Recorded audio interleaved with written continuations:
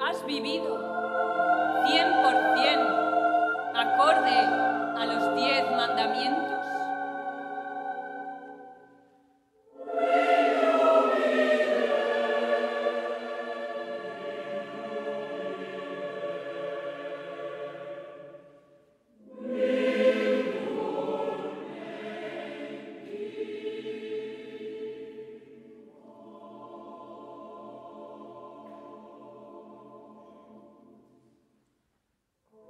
Hazlo 100% tu meta y hazlo para salvar tu alma.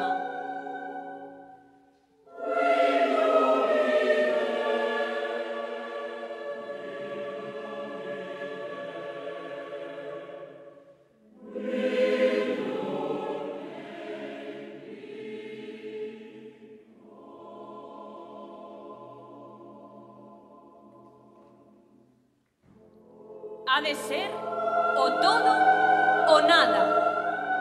O juegas o pasas.